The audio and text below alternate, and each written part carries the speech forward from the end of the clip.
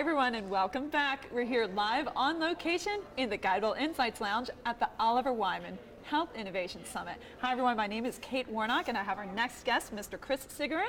Chris, welcome. Thanks, it's great to be here. We're happy to have you. You are the CEO of Imagine Health. I'm really excited to talk to you. You have a fascinating website. So, all right, so Chris, in your LinkedIn article, quote, the title is, do employers really want to drive down healthcare costs? Question mark. You postulated that we are on the verge of a tipping point in employer health care. Can you share the evidence that this might be the case? Sure.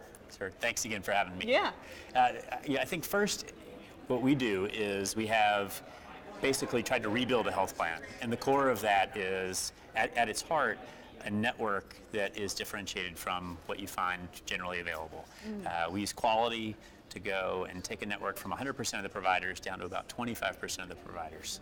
So it's an exclusive network. We don't call it a narrow network. It's an exclusive network. Exclusive, I like that. And then we've wrapped it with all the services you would generally find in a health plan. 3 years ago when we were out in the market talking about this, we were told that we were crazy. 2 years ago, it became, hey, this is interesting. Yeah. This year, employers are ready to get on board. And they say things like, you know what, I've given fill in the blank large insurance company 30 years to figure this out. I'm ready to try something new.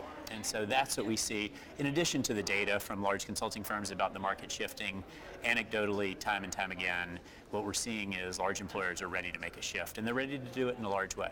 All right, well, back to that website. When I was doing some research about you and Imagine Health, go to your company's website and it says, or actually it's very evident that your company sees itself as leading a revolution of sorts within the health industry.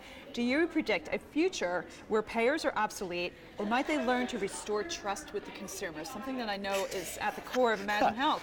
I think they've got to figure out whether or not they're going to be obsolete. I probably would be better off not opining about that one, but I will a little bit. I think innovation generally doesn't come from the incumbents.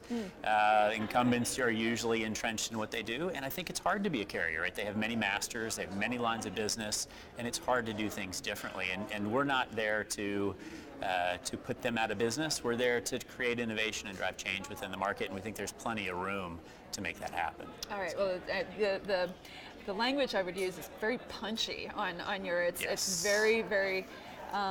You really have that goal in mind, and it's very obvious that you're working towards that. So we're intentionally provocative because we feel like if you think about innovative companies that have come around in the past 10 years, not a lot of them have become big, successful healthcare companies. Right. A lot of them have either failed or have been gobbled up by a large insurance company, and you no longer hear about them. And we're committed to creating what we call a great American company. Nice. All right. Well, let's pivot a little bit. So here at the summit, let's talk about the employee consumer of the future. Okay, the summit, Dawn will be making news. So we, meet Dawn. We're going to talk to the Lippincott folks in a little bit. Not sure if you had a chance to go through. You met Dawn. Yes, all right. I did. So why must employers know about this emerging generation of digital natives, and what will they expect for their health and health care?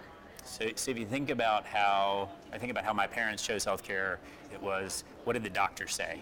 Right? Yeah. And that's what they did. Right. And you think about the millennial generation, and that's just not how they make decisions. Right. They question everything, they want data, and they want it now. Right. Nothing in healthcare is set up that way. Right. And as they become bigger and bigger users of care, the system has to change or they will revolt. So what does the future look like for employers as you're advising them on what they can do to better serve their employees and aid in retention? What are you sharing with them? So if you think about the system now, right, you have on the network side, you have a broad panel network, and we ask, whether it's millennials or Gen Xers or whomever, we ask them to go figure out who to choose for care based on no data on cost and quality. Right. Even the transparency data on cost is very, very limited. Right. And the millennials are not going to put up with that. Okay. Right? They use Yelp to figure out where they're going to go eat. Everything is data driven. Right. And so if you think about, fast forward when they become big users of healthcare, they're going to demand that data, and employers have to get ready, and the insurance companies have to get ready for that. And that's a big shift from where we are now. It certainly is, but it's a lot of the conversations that we're hearing at the summit is how that data is just driving that transformation. Yeah. So. Well, and the data's there. I just don't think we share it. Yeah. Right. That's a whole other conversation, yes, isn't it? Yes, it is. Yes, All right. it is. All right. Well, Chris, thank you so much for joining us here. It's great It was to be great here. having you. So Thanks. my name is Kate Warnock. Thank you so much for watching. Thanks.